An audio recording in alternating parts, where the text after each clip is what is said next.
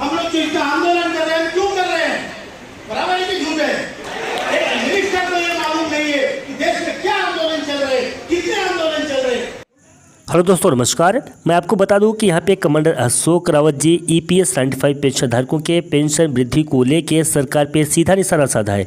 उन्होंने EPS 95 pension धारकों के लिए अभी तक हो रहे जितने भी आंदोलन हैं, सभी आंदोलनों का हिसाब सरकार से मांगा है, क्योंकि सरकार को यह भी नहीं मालूम है कि कितने कितने जगह पे आंदोलन राष्ट्रीय संघर्ष समिति के टीम के द्वारा ईपीएस 95 पेंशन धारकों की पेंशन वृद्धि के लिए किए जा रहे हैं।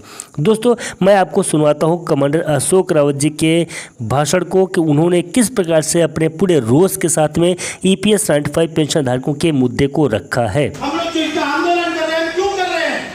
बराबर है कि झूठ है? एक मिनिस्टर को ये मालूम नहीं है कि देश में क्या आंदोलन चल रहे हैं, कितने आंदोलन चल रहे हैं। बुल्ढाना में जो हमारे हेडक्वार्टर है, पिछले 5 सालों से दिन रात पेंशन चल रहे हैं, क्रमिक पेंशन, बूढ़े लोग बैठ रहे हैं, और ये सरकार का मंत्री बोलता है कि हमें मालूम नहीं कि वहां पे आंदोलन है कि नहीं, हमें मालूम नहीं कि इनकी पेंशन का बढ़ाने का प्रस्ताव है कि नहीं। तो इसको मालूम क्या है? ऐसे लोगों को मंत्री रख के आप अपनी सरकार की साख बिगाड़ रहे हैं। हम कायल है, हम मोदी जी के कायल है, हम आपके कायल है।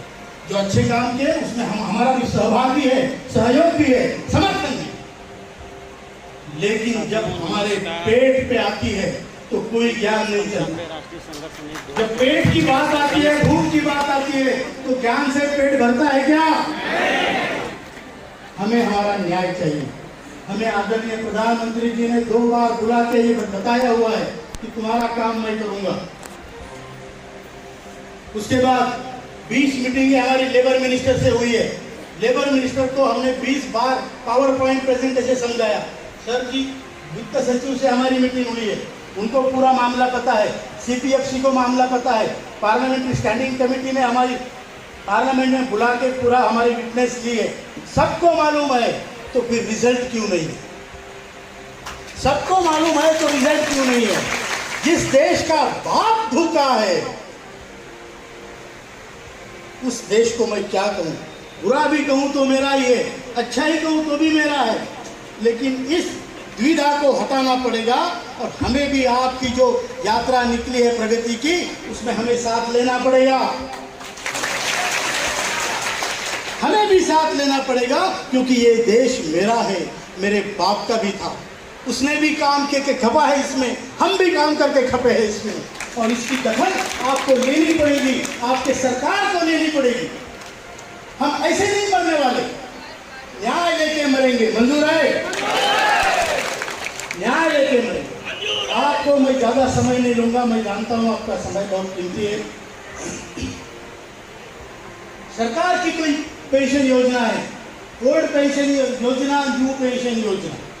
नई पेंशन योजना में सरकार का कंट्रीब्यूशन 14% है, मतलब मैं 100 रुपये भरता हूं तो सरकार 14 रुपये डालती है।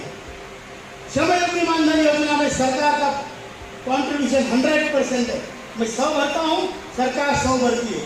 और हमारे पेंशन योजना में सरकार का कंट्रीब्यूशन 0 है। कितना? 1.16 देते हैं तो एडमिनिस्ट्रेटिव खर्चे के लिए आईएएस अधिकारियों, ब्यूरोक्रेटियों को पेंशन के मामले में ट्रेनिंग देने के लिए अमेरिका में 3-3 महीने भेजते हैं। मेरे पैसे के कॉन्ट्रीब्यूशन में सरकार एक पैसा नहीं देती, और मेरे पैसे पे नाग बन के बैठी है, तो मैं क्या करूं? किसके पास जाऊं? किसके पास हम गुहार लगाएं? शौक नहीं है इतनी उम्र में रास्ते पे आकर हमें आंदोलन करने का। ये हमारा से लगातार अनशन चलने का उम्र है, और इस उम्र में हमें आज आंदोलन करने पड़ रहे हैं, सड़क पे आना पड़ रहा है, और वो भी ऐसे राज्य में जिसके हम दुहाई दुनिया दे रही है।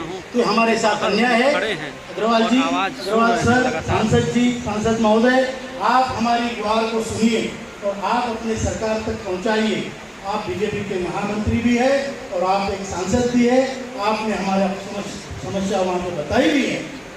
तो ये हमारी समस्या है, और इस समस्या का हल निकालने में आप सहायक सिद्ध हो। और इस गोरखपुर की भूमि से, बाबा गोरखनाथ की भूमि से, ये नाथ संप्रदाय के बहुत बड़े पीठ के भूमि से हमारा प्रश्न का हल निकले, इसी शुभ ये मैं कामना करता हूँ।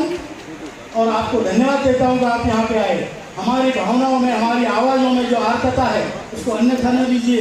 ये हमारा दुख है और ये दुख हमें बताना पड़ेगा, किसी को भी बताना पड़ेगा।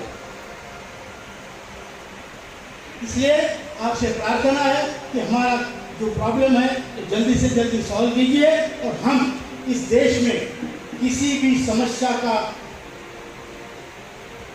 प्रॉब्लम का हिस्सा नहीं बनना चाहते। हम सोल्यूशन का हिस्सा बनना चाहते हैं, हम उत्तर का हिस्सा बनना चाहते हैं। और इसलिए आपके सामने हम हाथ जोड़ के प्रार्थना कर रहे हैं। और अगर दोस्तों, कमांडर साहब के दिए गए इस भाषण से तो यह स्पष्ट होता है कि EPS 95 पेंशन धारकों का जो यह मुद्दा है, इस मुद्दे को काफ़ी ऊपर तक पहुंचा दिया गया है। अब इंतजार इस बात का है कि EPS 95 पेंशन धारकों के लिए सरकार कब तक संज्ञान में लेगी कि उनको कितनी पेंशन की राशि बढ़ाई जाए। फिलहाल दोस्तों, आज के लिए बस इतना ही था। मिलते हैं नए वीडियो में और नए अपडेट में, तब तक के लिए नमस्कार। जय हिंद, जय भारत।